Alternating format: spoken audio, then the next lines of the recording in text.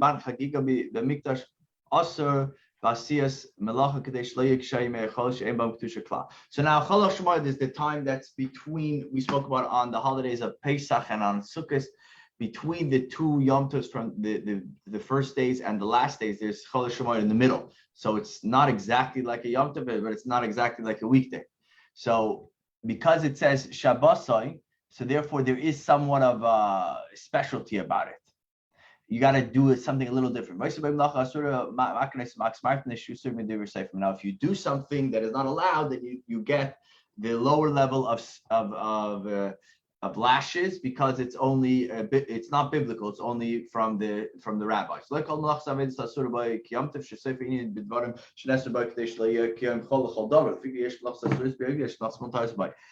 It's not all things are forbidden, because the whole purpose of making things forbidden was only that it shouldn't be like the weekday. So therefore, it's only on certain things.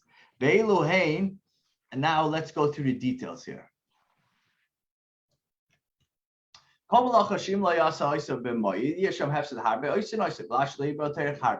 that you can have a great loss, if you don't do it, you can do it, as long as it doesn't take too much work. You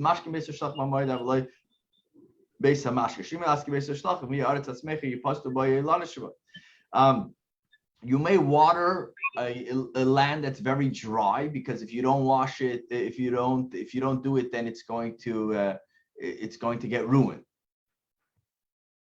And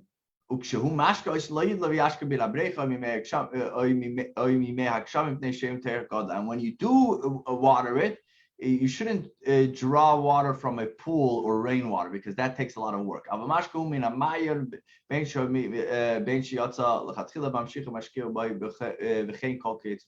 But you are allowed to water from an existing spring, because that is easier. And likewise, anything similar to that. Number 3, a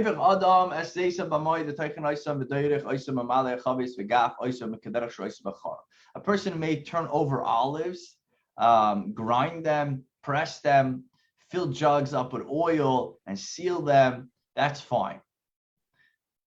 Anything that there's going to be a loss, if you don't do it, then you can do it in a regular way. Also, you're allowed to take in your produce in order that it doesn't get stolen, but just do it discreetly.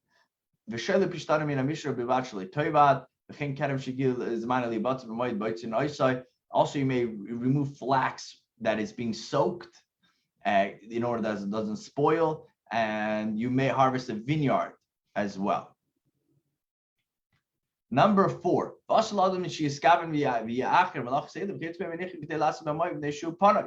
and one thing you have to be careful is, don't say, oh, you know what, I have a cholamoid, I don't have much to do, so I'll push off these type of labors, these type of work to them. And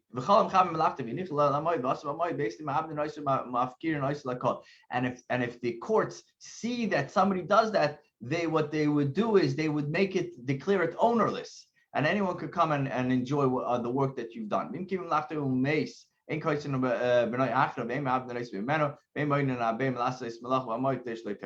now if a father, let's say for example, decided to push off the labor for a cholamoid and he died, we're not going to punish the children for that, and the children can actually do something that they're going to have a loss because they didn't do it intentionally. Number 5, you should sarach litbar loy beged or libnois loy makem b'moed ima yehedit vein a moyer b'oisem lachar is oisek oiskedak ima yomun moyer is oisek ma'ase hedit. If, let's say, a person he had to sew a garment that he needed, or he had to build something, a structure that he needed for cholamoid. If he's not skilled, then just do it. And if he's skilled, do it like a non-skilled person. What does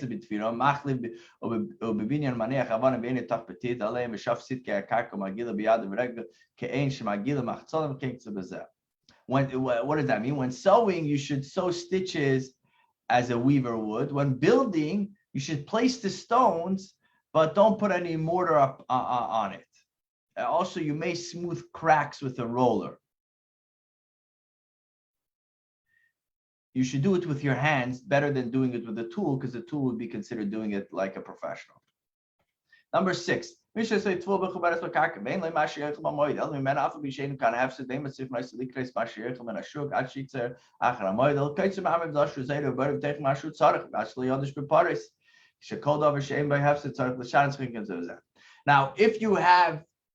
have grain that is still connected to the ground, so you could tell the person it's Cholamoid, go to the store and buy things that were already harvested. So we say no. You don't have to go buy. You could take yours and do whatever you need to do in order to make it. You could thresh it. You could winnow it. You could separate it and grind it in order that you have flour in order to make bread.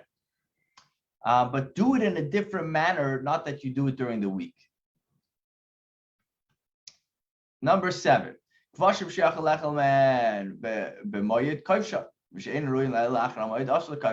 you desire to pickle something, if you can actually eat it on Chol Hamoed, do it. But if it's only going to be ready after, then don't pickle it on Chol Hamoed.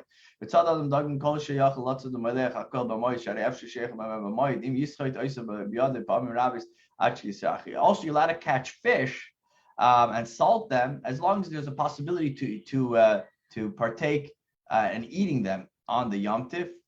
And if he squeezes it many times by hand until they become soft, then you'll be able to. So therefore, you're allowed to do as many as you'll be able to eat during Chol Hamoed. Number 8, you're allowed to set beer to ferment on Chol Hamoed. Also, if you're not going to drink it on the Yom Tif on the holiday, don't do it.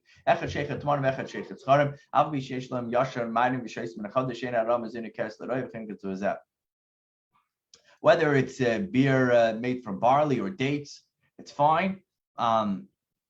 Even if you have old beer sitting around, you can still do it, because in this case, people don't. It's not noticeable by the observer, so therefore you can do it. Number 9.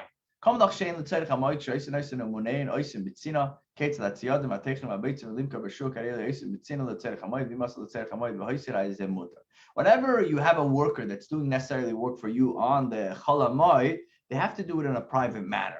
Let's say if you're a hunter or you harvest grapes and you tend to sell you're planning to sell these products in the stores, do it, but just do it in a private manner that not everybody has to see it. And if you ended up harvesting or the workers ended up doing things that there is extra that wasn't sold on the Chol Hamoed, that's fine. Number 10.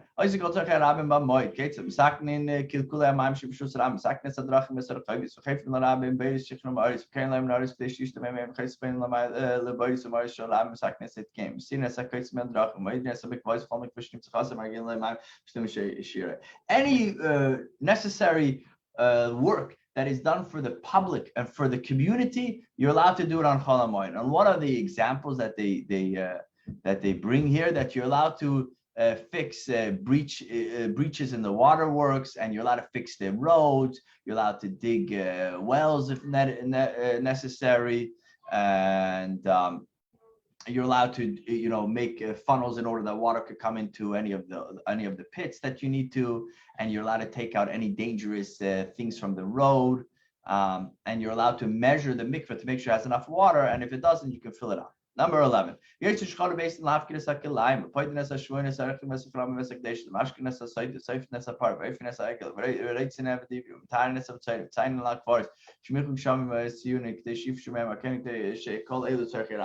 Now there are different jobs that there are different jobs that the shluchei beis din, which is the agents of the courthouse, were responsible to do, and they can do it on Chol Hamoed. And the examples that they give here, you're allowed to redeem a captive, and there's different things that you gave to the Holy Temple, and you would give it in monetary amounts. So he's allowed to redeem those monetary amounts, which is erech and charam and ekdeshes.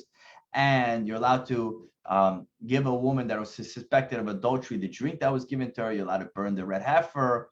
You're allowed to break the neck of the calf, and you're allowed to pierce the ear of a slave. And you're allowed to purify a mitzora, someone that has leprosy, and you're allowed to make designated place for graves,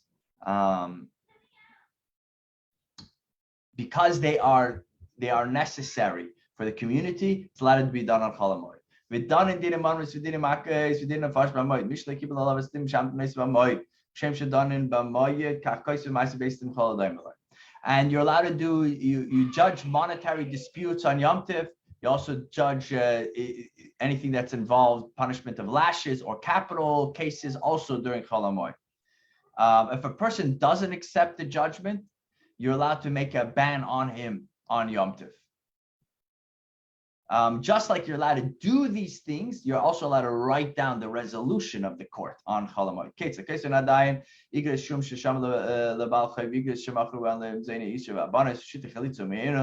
You're allowed to write any type of letter that is referring to someone that borrows money and anything that was sold, and the chalitza and mayon. Anything that they need to write in order to remember, because you're allowed to do it, you're allowed to write it. You're going any type of discussion that they need to remember, you can write down the complaints of either side, or the fact that somebody is believed or not.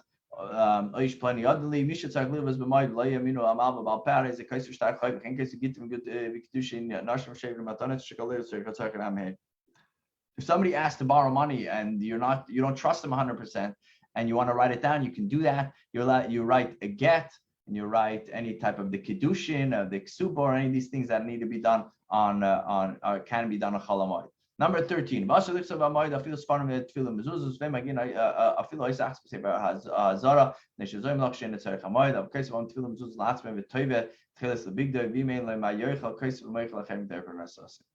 You're not allowed to write a Sefer Torah, Tefillin, or mezuzahs, and you can't even check them, because that could all be done before Yom Tov. But if you're writing for yourself, then you are allowed to. And if you're doing it in order to make a livelihood, like you have nothing to eat and you really need it, then you can do it. Number 14.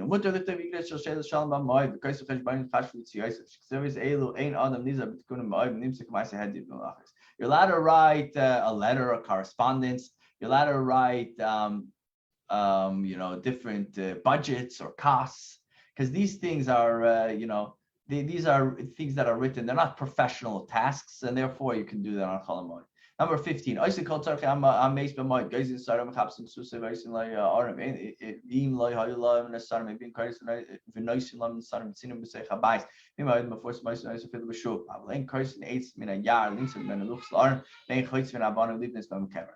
If someone passes away, you're allowed to do anything for them on Chol HaMoed. You cut their hair, you wash them, and you create the aura in the coffin.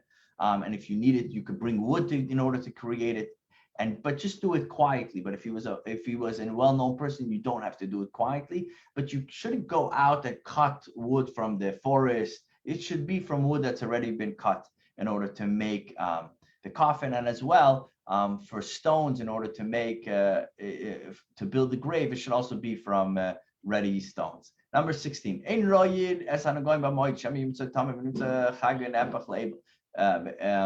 A person shouldn't inspect leprosy on Chol HaMoed. Why? Because if they inspect it and then there is leprosy, then they can't enjoy Yom Tov. So better wait till after Yom Tov. This is talking about the times of when there was a period of impurity. And also, people shouldn't get married, or there shouldn't be yibum on Chol HaMoed, because then you're busy with the wedding and you forget about the joy of the Yom Tov itself.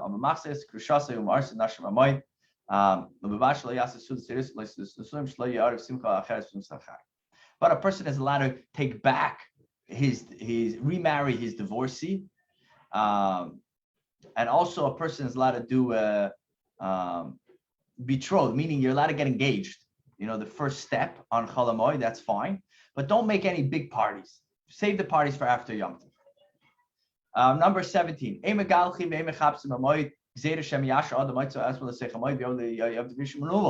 Don't cut your hair or do laundry on Chol HaMoed. Why?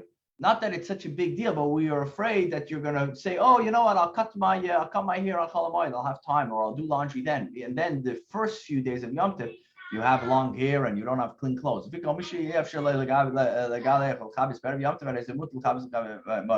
If for whatever reason you were not able to do it before Yom Tov, then you can do it on Chol Hamoed. Okay, so what's the example of that?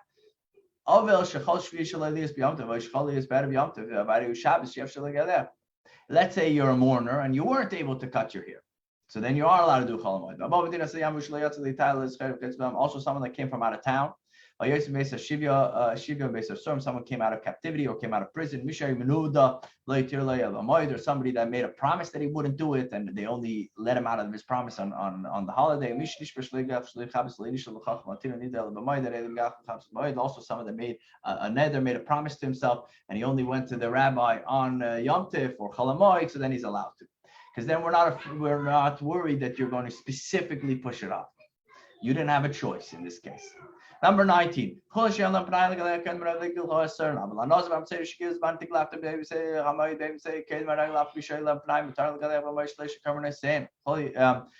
is all if you had time to do it. But for example, a Nazir or a Metzora that didn't really have enough time to do it. So then even if he did have a little bit of time, he can do Chol Hamoed because when he does the haircut, he ends up bringing karbanos and other things. So better not to delay all those things. Also, someone that went from impure to purity can do it on the Chol Hamoed. A child, whether he was born on the holiday or right before, he can. You could do it for the child. And also the Kohanim that had their time set to work in the Holy Temple at that time, and it fell out in Chol Hamoed, they can cut because they are not allowed to do it during their week. Number 20, you're allowed to cut your mustache and cut your nails.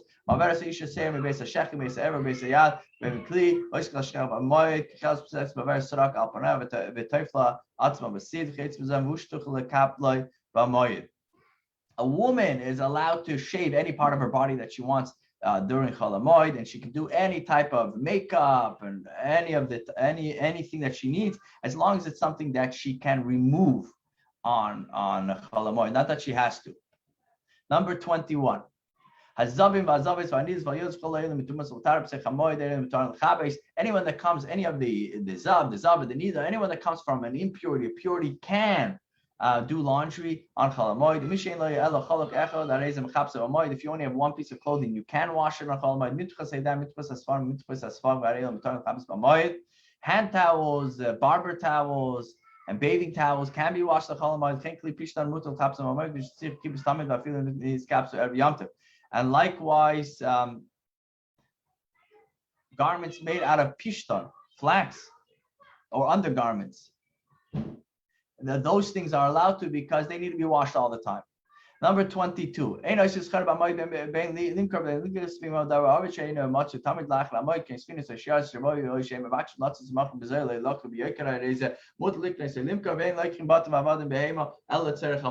You're not going to do any business, buy or sell on Chol Hamoed. But if it's something that you're going to lose out, for example, somebody's passing through town and selling something, you won't be able to get it, or you're able to buy it on a sale. There's a sale that's 24-hour sales Chol Hamoed, you could buy it. And also if you're selling something and you could sell it for very expensive, you can do it.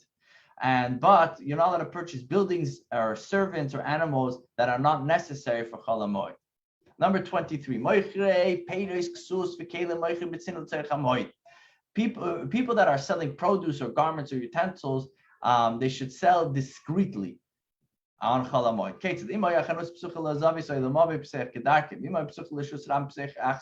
If it's open to a private domain, then you could keep the doors open regularly. But if it's open to a public domain, try to maybe leave one door closed and the other door open. But if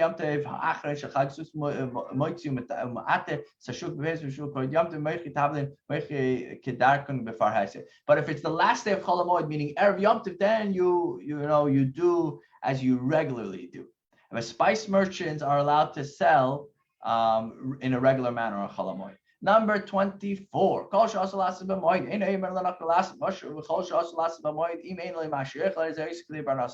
you're not allowed to do on Chol Hamoed, you cannot ask a Gentile to do for you.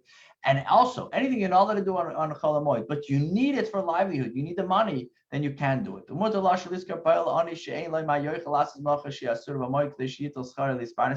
And someone that doesn't need the livelihood, let's say an employer can get an employee that does need the livelihood to do the work for him. Likewise, if somebody's trying to sell something and they need the livelihood, even though you as the buyer don't need it, you can buy it because you're helping the seller. Number 25 and the final one of chapter 1 today. You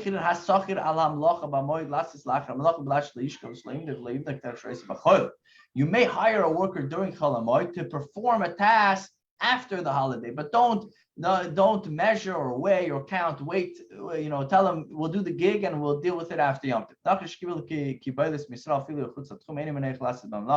A Gentile that is contracted to perform a task for a yid should prevent from doing it even if he's outside of the limits. Because even though it's outside the limits, everybody knows that this is his property. And people will think that you hired him to do it now. So people don't know the distinctions between a laborer and a contractor. So therefore, people may make the mistake, so better don't do it. And with this, we finish the final chapter. No, sorry. No, one more chapter. The first chapter. Thank you, Yosef. Thank you very much. We go now to label chapter 8, the final chapter. Yes. Thank you. Yeah. Okay. Chapter 8 in Hilchos Yom Tov and the laws of Yom Tov. We're going to continue with these different things that you're not allowed to do, or you're allowed to do on Chol Hamoed, on the intermediate days of Yom Tov. So when you have a stream, but it flows from somewhere, there's a source of it. So if you have a field that's very parched, it needs water, so you're allowed to use that to water the field. But as long as the flow does not stop. And if there's pools of water that the stream is going from one to the other, you're allowed to use those as well to water your parched field on Chol Hamoed. Now, if there is it goes into one field, a parched field, and then it falls from that field to a lower field, and it's still dripping and it's still flowing. You can use that water to water another field. And it's as long as it didn't cease from flowing. Halacha Beis number 2. Aruga, you have a field, and as part of the field, there's a higher part of the field and there's a lower part of the field.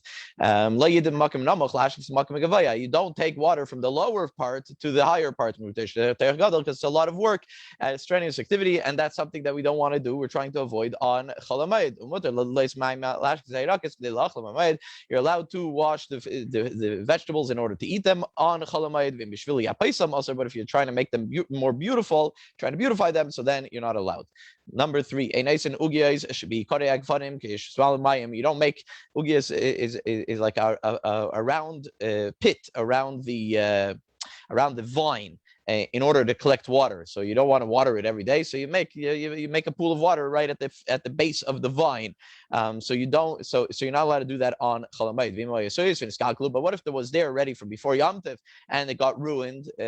Some mud fell into it or something like that. So you can fix them. Also, a pool of water that got messed up. So you're allowed to fix it on Chol Hamoed. How does this work? If there was already dug one tefach, one handbreadth. So then you can do until 6. If it was 2, Shiva, then you could dig till 7. You're allowed to take water from one tree to another tree, but and that's like you're watering one tree, watering another tree, but you can't go and water the whole field. But if it was already watered, so it's already damp, it's already water, so then you're allowed to water the whole thing. And you're allowed to sprinkle the field during Chol HaMoed, because it's not a very strenuous job to do, and you're allowed to do it on Chol HaMoed. Number 4. Zroim. You have plants that weren't watered since before Yom Tov. You do not water it on Chol HaMoed because you're going to need a lot of water, and then it's going to be a strenuous task. You're allowed to move the river. Like if you have some way to move to shift the river, that way it should spill over onto your field, so that you're allowed to do. Or if you have a dam and you want to open up the dam, you're allowed to open up the dam. If you have these kinds of different pits or different cisterns, different trenches that are holding the water, it's personal. It's not a communal thing. So if you need them, you could fix them, you could clean them, etc., and seal them. But you don't create them on Chol HaMoed. You're allowed to collect water into it, even if you're not going to use it on Chol HaMoed. And you see that you're allowed to make a little bricha, a little pool on Chol HaMoed. Now, when you have mice, and mice are damaging to the trees, they damage the trees. You're allowed to trap them on Chol HaMoed. If it's in the orchard, in the field that has the trees, so then you're allowed to trap them and you don't have to do it in any specific way. You do it in the regular way. How does it work? So you're allowed to dig a hole, and in order to place the net, in order to catch them. And what if he had a field, an orchard, and then next to it he had an empty field, and that's where they're coming from. That's where these mice are coming from. So in that untouched field, so you're allowed to trap them, but with a shinoi a little different, not in the regular manner, in order to prevent it from coming to the trees. What's the concept of doing it with a shinoi, a little with a different technique? The regular way is to dig a hole and to prepare it for the net. So here he says take a beam and bang it into the ground, and that will create the hole instead of digging it with a shovel.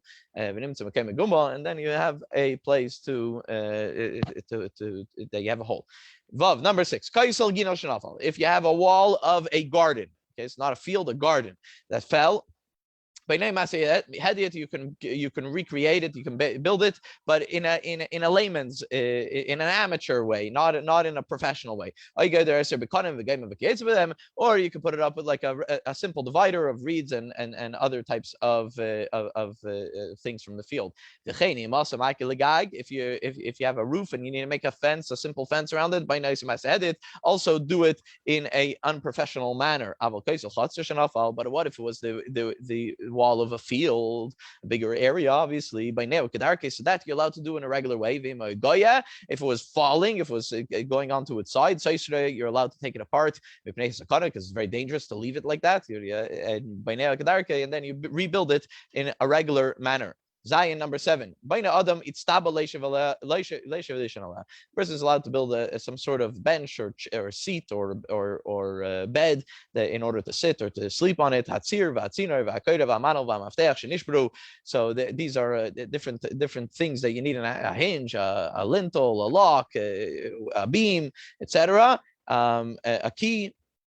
If they broke on Yom Tov, on Chol HaMoed, some taken b'mayit kedarke, you're allowed to fix them in a regular manner. You don't have to do it with a shinoi. Bein b'shel barzel, bein b'shel eitz, whether it's from metal or from wood. Because this you're going to lose a lot. We mentioned already before that in a case of Yom Tov, Chol HaMoed, if there's a hefsek gadol, if there's a chance that you're going to lose a lot out of not doing something, so then you're allowed to do it on Chol HaMoed. If you're going to leave the door open because you can't lock it, or broken doors, etc., like the lintel's broken, focus. So now the door doesn't close properly.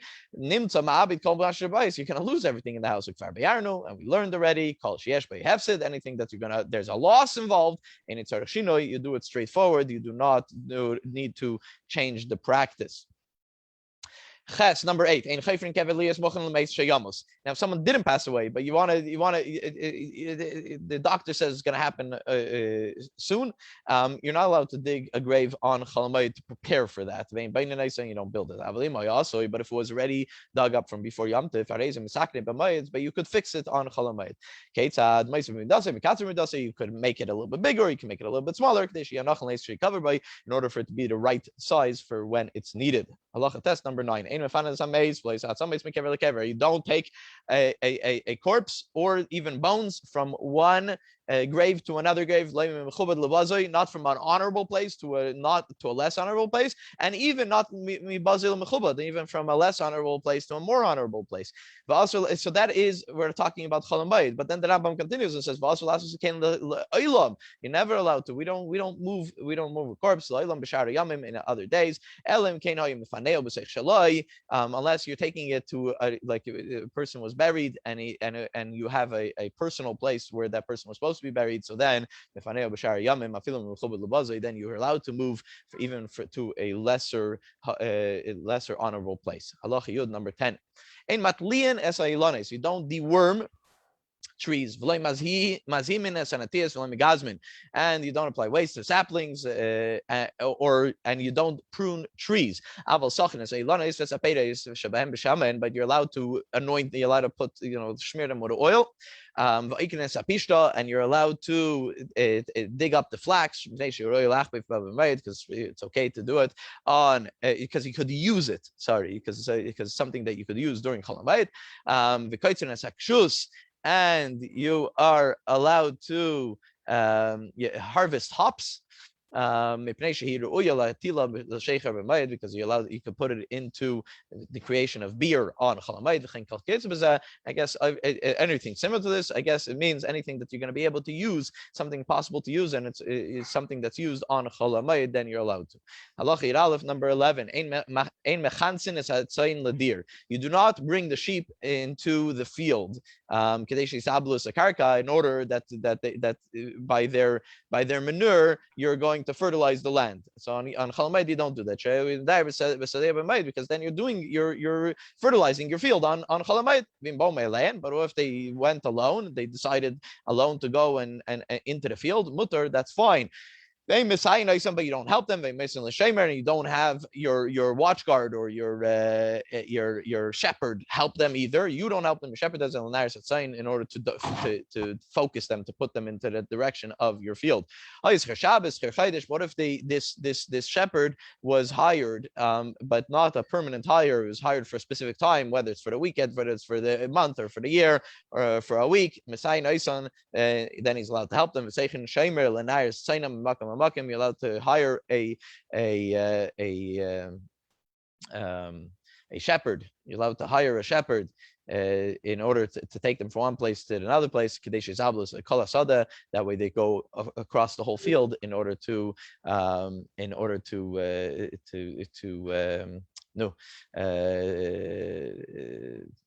that they should help the whole field, not just not only in one specific place.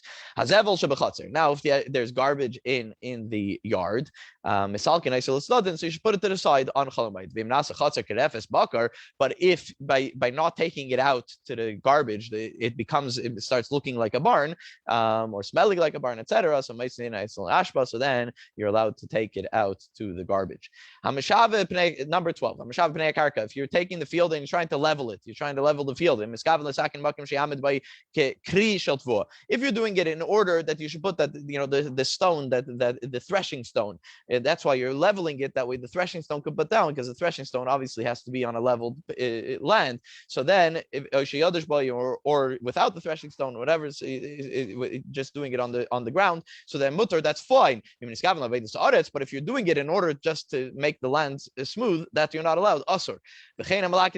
someone's collecting wood, small wood pieces from his field. If he's doing it because he wants the actual pieces of wood, mutter, that's fine. But if he's doing it to clean up the field, he's not allowed. If someone stops the water from coming into his little yard, if the point was in order for the fish to come in, mutter, that's fine. But if he's coming to water the ground, then he's not allowed. And someone is taking off the different things that are growing on a tree. If it's these soft branches in order for the animal to eat, mutter, that's fine. But if he's doing it because the tree needs to be pruned or whatever, then he's not allowed. And from the way he's doing it, we could know what he is having in mind to do, and therefore we know if he's allowed or if he's not allowed. Number 13. To make an oven or a range back in the day, so it was made out. You made it out of earth, and you let it dry, and then you had some sort of oven, so you let it make them on Chol Hamoed. So if it's going to have enough time to dry out and to be able to be used on Chol Hamoed, so then it's okay. But if not, then you're not allowed to make it on Chol Hamoed.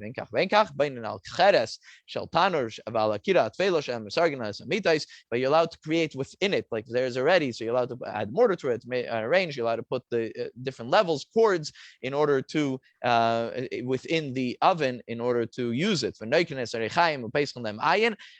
you're allowed to you're allowed to clean a mill, and you're allowed to open up it, you're allowed to make a hole in it, and you're allowed to also create the water for the mill. Number 14. You're allowed to seal a jug with tar, that the wine shouldn't spoil. And you're allowed to seal again a bottle, because it's not a strenuous task.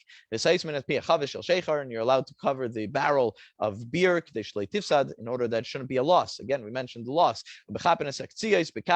And you're allowed to cover figs with straw, that they shouldn't go bad. And you can soften the clothing with your hands, because it's a simple job, it's not a professional job. But you're not allowed to tie cuffs on a garment, because that's a professional job, and anything similar to that. Number 15. You're allowed to cut the nails of a donkey that works in a mill, and you may build a feeding thing for feeding contraption for animals, and a horse that you're going to ride on it. So you're allowed to cut his nails, and you're allowed to even comb it in order to make it nice, to make it more beautiful. And you're not allowed to mate animals on Chol Hamoed, but you're allowed to take blood from an animal. You don't hold back anything that has to do with refuah, that has to do with medical treatment. Any food and drink that is not meant for someone that's healthy, it's meant for someone that's not well. The person is allowed to eat it or drink it on Chol Hamoed. Number 16. You don't start cleaning out from one yard to another yard on Chol Hamoed, whether it's from a bad one to a nicer one, or from a nicer one to a bad one, doesn't matter. But you're allowed to take from one house to another house. You're allowed to move things from one house to another house if it's within the same courtyard. You're allowed to take and bring vessels, things that you need from the store, or from the person who created it, from his house or from his workshop. If it's for Yom Tov, if it's for Chol Hamoed, you go and cut him with whether it's pillows or blankets or plates, etc. But things that are not for Chol Hamoed, but articles that are not necessary for Yom Tov. So if the example that he gives, what's the example that he gives? A plow or an ironmonger or wool from a dryer, so that you're not allowed to bring. It's not for Chol Hamoed. But if this professional doesn't have what to eat, so you're allowed to buy them on Chol Hamoed, like we mentioned in the previous chapter, because you're giving him a benefit, and now he has money to go buy food for Yom Tiv. But you don't take this stuff from him; you leave it at his place. And if you don't believe that it will be there when you come after Yom Tiv to pick it up, so then you're allowed to take it from him and put it by the neighbor. But if he's afraid it will be stolen, you're allowed to take it to another courtyard. Shouldn't bring it to his house, and if he has to bring it to his house, he should do it in a very discreet manner. Number Amazon 17. delivery had problems back then too. Yeah, exactly. Yeah. Asur lases 17. Asur lases melacha b'arvi yom tevim min amincha ulamayla. You're not allowed to do melacha work on erev Yom Tiv, on the day before Yom Tiv, from mincha, from the afternoon, early afternoon, and until Yom Tiv. I mean, also Yom Tiv as well. K'may Erev Shabbos is just like Erev Shabbos. We're not allowed to work from midday. You should know that if you do work, then you will not see a blessing in that work. The guy so you can bug him, and you could can. This is the Rambam says you can cancel him. That this is a word that we know of today. But you could also force him. But you don't, he does get lashes for something like that. And obviously, we don't put him into an idoi, we don't ostracize him. But then there's one Erev Yom Tov that is different than all other Erev Yom Tovim, and that is Erev Pesach. This is the introduction that we're going into. The next part is going to be about Pesach, so this is the introduction to that. So Chutz me Erev Pesach, except for Erev Pesach Achar Chatzos. When it comes to Erev Pesach after midday, so then then you do ostracize someone who does Malacha after Chatzos, and he might even get lashes. Because the 14th day of Nisan is not like every other Erev Yom Tov, because there's a certain level of joy of Yom Tov in it, and also we bring the Korban Pesach in the afternoon of Erev Pesach, so therefore it has a unique specialty. Number 18, therefore, on the 14th day of Nisan, you're not allowed to do Melacha, not biblically, but rabbinically. And it's similar to the intermediate days of Chol Hamoed that we've been discussing. It's a little bit more lenient than Chol Hamoed. And it's only that you can't do the malacha, the work, from half day, from midday, because that's when it starts, the idea, the time of the slaughter of the Korban Pesach. But from when the sun goes up, from the morning of Erev Pesach until midday, so then there's different minhagim, there's different customs. So there are places that had the custom of working, so then it's fine. If you live in a place that they don't do work in the morning, so then you should go with everybody else, and you shouldn't do work in the morning of the 14th day of Nisan, Erev Pesach. Number 19, is even in a place that the custom is to work on Erev Pesach. We shouldn't start a new job on the 14th day in the morning, even if you know they're going to finish it before midday. There's only three types of work, three exceptions to this principle, that of people that could work in the morning as long as they know that they're going to finish it before midday. And these are tailors, barbers, and launderers. Money is but other professions. If it's a job that you started before the Erev Yom Tiv, before Erev Pesach, before the 14th day, that's when we were referring to that he has time to finish it until midday. Because the other stuff are not very important, they're not very much needed Erev Yom Tiv, as opposed to the three things that were mentioned. Obviously, those things are very much needed. Someone needs a last-minute haircut or something like that before Yom Tiv, that's why they're allowed to work until noon. Halacha Chaf, number 20. If you travel, if you live in a place that they do work on the 14th day, and you go to a place that they don't work, so you shouldn't work in that place because we don't want to create an argument. But if he's in the desert, there's no minhag in the desert, there's no custom in the desert, so then he's allowed to work. If he went from a place that they don't work to a place that they do work, but still, since he came from a place that doesn't work, so he shouldn't work. We put on him the stringencies of either place. The stringencies of the place that he left and the stringencies of the place that he came from. So basically, such a person that travels, won't be able to work on the morning of the 14th day of Nisan. And then even though and he shouldn't show to them that he's as if he's not doing it because of an isur. And a person shouldn't change. It's the general things that Rambam says. A person shouldn't change a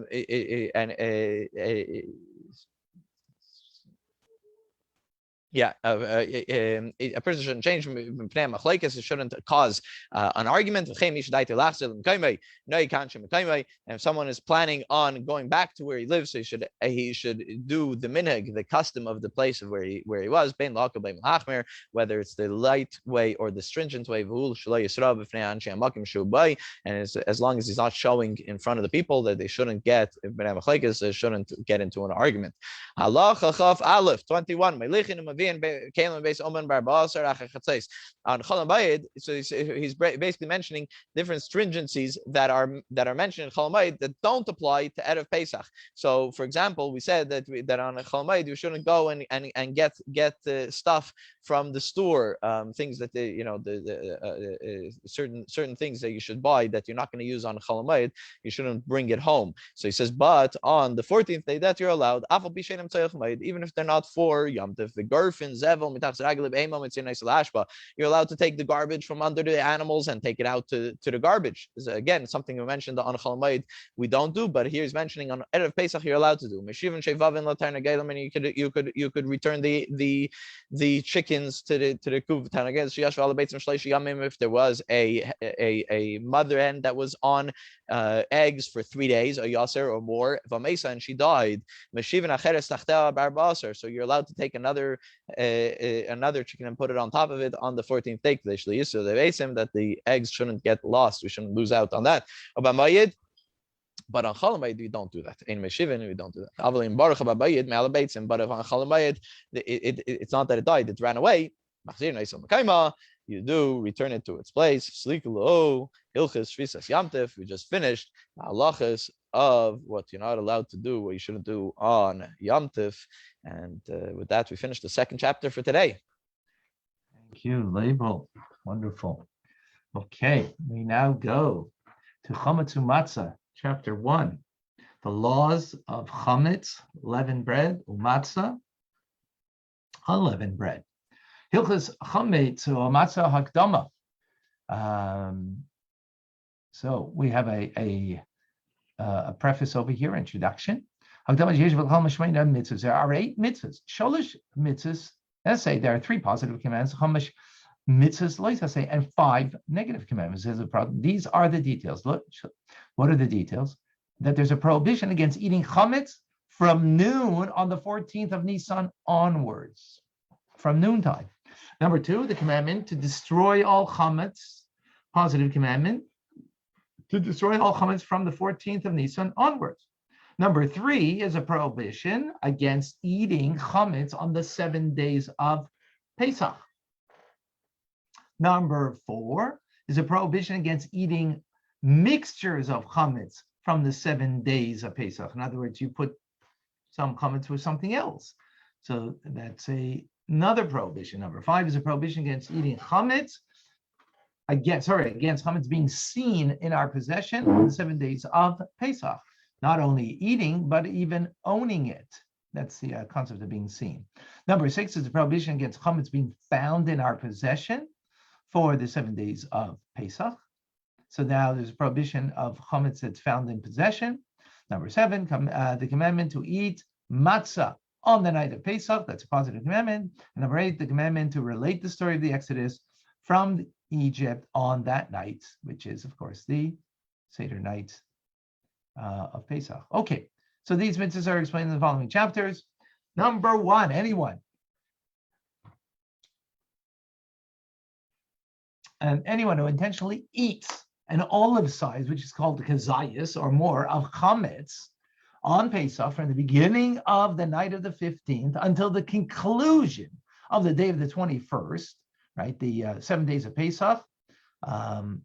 We have it at 8, but here's the speaks about 7, is liable for chorus, as it states in the book of Exodus of Chometz. Whoever eats 11, ki kol eichel chametz b'nichrasa.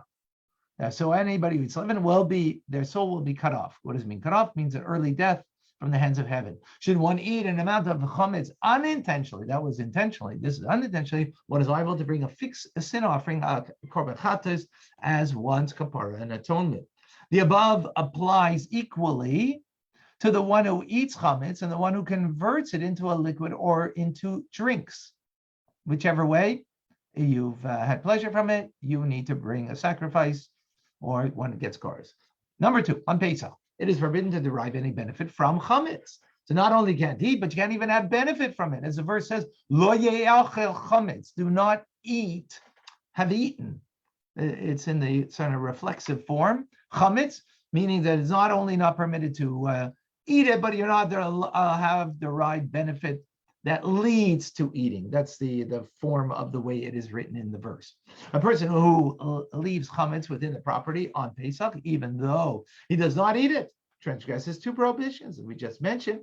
What are the prohibitions? Lo yera l'chol sar b'chol gvulecha, that you should that no leavening agent chametz may be seen in all of your territory, your area. And secondly, so that the leavening agent should not be found in your home. So there's 2 prohibitions, seeing and having ownership. The other prohibition states in these verses apply to Seor, which means a leavening agent, right, like yeast. It is the same prohibition which provides both chametz, leaven, and Seor in the leavening agent. So it's for both things. Number 3, a violator is not lashed for the transgression, transgressing the prohibition, not to have chametz seen in his possession and not to have chametz found in his possession, unless he purchased chametz on Pesach or caused flour to become leaven and thus committed a deed. In other words, if you only owned it when it came to Pesach, you would not get lashes. But if you did an action of making the chametz on Pesach, or by either possessing it, owning it, taking ownership, or creating the mixture that was created, that deed would then lead you to 2 lashes. However, if he possessed chametz before Pesach, and when Pesach came, he did not destroy it and left it in his possession, didn't destroy it or didn't burn it or didn't sell it, right? Even though the transgresses 2 prohibitions according to the Torah, he is not lashed, for he did not perform a deed. Nevertheless, he is given stripes of rebellion. Rebellious stripes, which means rabbinic punishment of stripes, of lashes, but not biblical law because he didn't do an action. Halacha number 4, it is prohibited to ever benefit from chametz. So we spoke about benefit of the individual, but no one can have benefit of chametz that a Jew possessed during Pesach. This prohibition is a penalty instituted by the sages. Before we spoke about the biblical law, now we're talking about the rabbinic law that anybody else, if someone else owned it on Pesach, I can't have pleasure from it after Pesach. That's rabbinic law. Since the person transgressed the prohibition against chametz being found and being seen in his possession, they prohibited its use for anybody. The above applies. So that means when you go to a store and it was owned by a Jew and he had chametz that was that he had over Pesach, I can't have pleasure from it after Pesach by buying it from that Jew who's a store owner of that chametz. That's an example of the prohibition over here. The above applies even if he had inadvertently left the chametz in his possessions during Pesach, or was forced to do so. These stringencies were instituted lest a person leave chametz in his possession during Pesach in order to benefit from after Pesach. People are quietly, it's there, the chametz, no one knows. And after Pesach, I open up my store and I sell it. So there's a stringency by the rabbis, even if you did it inadvertently, right? Number 5, if on Pesach, even the slightest amount of chametz becomes mixed together with another substance, either of its kind or not of its kind, the entire mixture is forbidden, the whole thing. Though it is forbidden to benefit from chametz, which a Jew possessed on Pesach, if it became mixed with another substance, whether it is of its kind or not of its kind, it is permitted to be eaten after Pesach. The sages only penalized and forbade the use of chametz itself. A mixture containing chametz possessed on Pesach is permitted to be eaten after Pesach. So that person can't eat it, right? It's forbidden for them. But for another person, it becomes permissible. Why? Because only chametz itself is something that is forbidden, but not the mixture of chametz. So, that bread got mixed together with now some other form of food, then it would be permissible for others. Number 6, one is liable for chorus, means early, liable for early death, only for eating chametz itself. However, a person who eats a mixture containing chametz, for example, a Babylonian kotage, medium beer, right? Beer has got a mixture in there of chametz in it, or similar mixtures which contains chametz, is punished by lashes and is not liable for chorus. For this involves the transgression of a different commandment that says in Exodus, do not eat any leaven. So you won't get lashes, but which contains is punished by lashes, but not chorus. My apologies. When does the above apply? When a person consumed an olive size for chametz while eating from the mixture, which at the time that it takes to eat 3 eggs or less. So like 6 to 9 minutes, that's the time it takes to eat the three eggs. That mixture, one would be liable for lashes when he is obligated for lashes by Torah. That's Torah law. However, if he does not consume the olive size of chametz, right, which is about 1 slice of bread, for example, the mixture is less and less time than it takes to eat 3 eggs. Even though such eating is forbidden, he is not punished by lashing.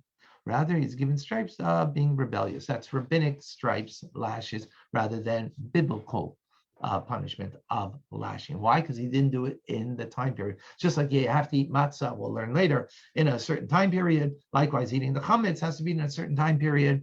So it'll be like that 1 slice of bread within the 6 minutes approximately. Number 7, eating even the slightest amount of chametz itself on Pesach is forbidden by the Torah. So now we spoke about lashes and punishment, but it doesn't mean even if you eat and with a certain amount and a certain amount of time, but any amount is forbidden by Torah law. As the verse says, Lo ye'achel, do not eat leavened bread. Nevertheless, a person who eats chametz is not liable for chorus, nor must he bring a sacrifice for anything less than the specified measure, which is the size of an olive, as we just explained, in the amount of eating 3 eggs, which is about a 6-minute period. There's different 4 to 6 minutes, even more than that, but whatever the time period. A person who intentionally violates a provision and eats less than olive size of chametz is given stripes for rebellion by the sages. That's a rabbinic law. Number 8, it is forbidden to eat chametz on the day of the 14th of Nisan, from noon onward. So we spoke now from when the holiday begins that you can get kares, or you would bring, or you get lashes, or rabbinic law of lashes. But from noontime, it is forbidden.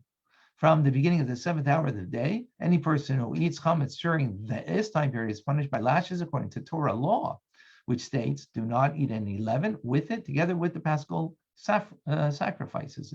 mentions in the Torah. Based on the oral tradition, we received the interpretation of that statement as do not eat any chametz during the time which is fit to slaughter the paschal sacrifice, that being the afternoon after midday. So midday, noontime, or 1 o'clock, depending if the clock was changed, that time period onwards are the understanding of the verse in the Torah that now is a time to bring the sacrifice, the paschal lamb sacrifice, Korban Pesach. From that time onwards, you cannot have chametz, you cannot have the two things at the same time. So therefore, that's a biblical law that if a person can get lashes for at that time. Number 9, the sages forbade the eating of chametz from the beginning of the 6th hour in order to prevent infringement upon the Torah commandment. Thus, from the beginning of the 6th hour, it is forbidden to eat or benefit from chametz based on rabbinic law. During the rest of the day, from the 7th hour on eating chametz, it is forbidden by Torah law. So the rabbis came and made it even earlier that you can't eat chametz, right? Usually something like around 10:30. That's like the 6th hour. Why? That's to prevent infringement on the Torah commandment. During the rest of the day, the 7th hour on eating is a Torah law. During the 5th hour of the day, we do not eat chametz, lest on the day be cloudy, and then we err the 5th and the 6th hour. However, there's no prohibition against benefiting from chametz during the 5th hour. So there's a time that you have to stop eating chametz. That's the 5th hour, which is an hour earlier, but then you can still have benefit and you can still burn your chametz until the end of 6th hour, which is something we'll get into more. During, therefore, and that again, that's all preventative stuff that's rabbinic law that we uphold today. Therefore, truma and the breads of the Thanksgiving offered, which are chametz, are left in a tentative state because of their holiness. They are neither eaten nor burned until the beginning of the 6th hour. Then the entire quantity of chametz is burned. Halacha number 10. So last halacha of today. Thus, we have learned that it is permitted to eat chametz on the day of the 14th until the end of the 4th hour. Right? During the 5th hour, chametz is not eaten, but benefit may be derived from it. A person who eats chametz during the 6th hour is punished by rabbinic lashes. One who eats during the 7th hour is lashed because that's already biblical law. And with that, we conclude today's lesson. Any questions?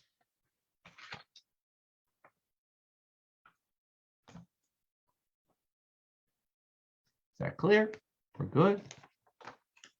We're good. That was great. Yes, Yeah? very good. Beautiful Okay. class. Thank you, thank you.